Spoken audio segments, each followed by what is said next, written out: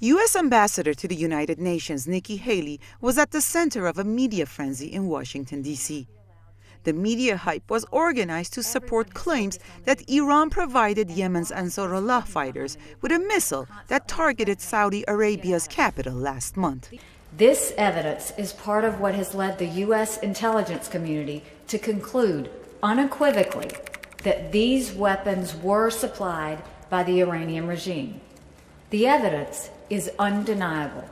The weapons might as well have had "Made in Iran" stickers all over it. Haley also went to great lengths to portray Iran as a danger to the peace and stability of the region. But we're not just seeing activity in Yemen. What we're also seeing is activity in Lebanon, Iraq, Syria, and we'll be able to show all of those, and there is more coming. This is not it. There is a lot more of uncomfortable evidence. The reaction from Iran was quick. Iran's ambassador to the United Nations, Gholam Ali Khoshroo, has described the press conference as a charade, saying the baseless claims are meant to divert attention away from the atrocities in the Palestinian territories and the U.S. recognition of Jerusalem al-Quds as the Israeli capital.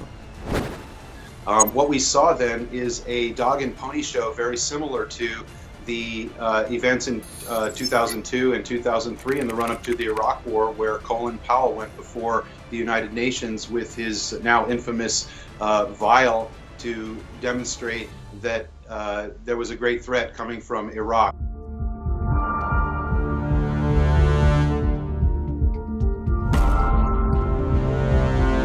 In a tweet, Iran's Foreign Minister Mohammad Javad Zarif referred to the fake evidence produced by the then Secretary of State Colin Powell in the run-up to the invasion of Iraq in 2003.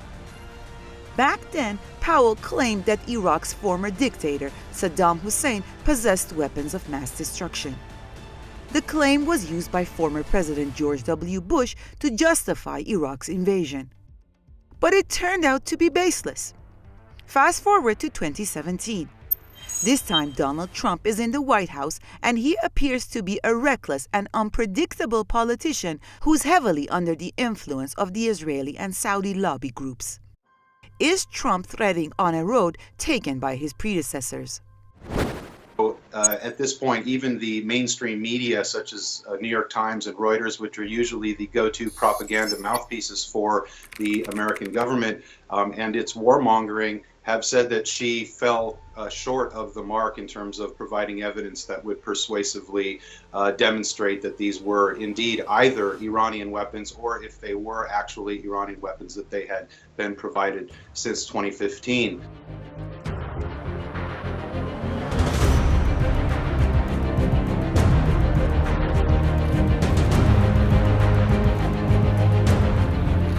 The U.S. accusations against Iran come at a time when Washington is under mounting pressure to stop arming Saudi Arabia in its brutal aggression against Yemen.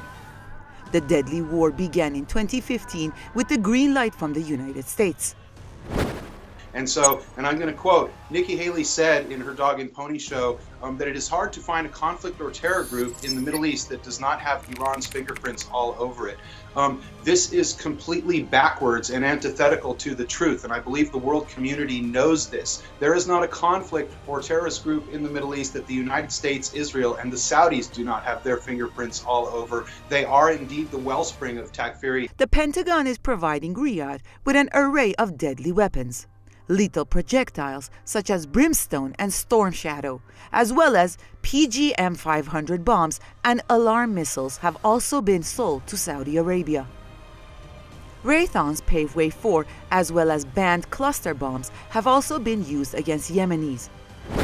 What we're seeing repeatedly is an instance of psychological projection, whereby the United States, Saudi Arabia, and Israel project their own malign activities and the results of those malign activities, such as the destabilization of the region and the chaos that those activities have created, onto Iran.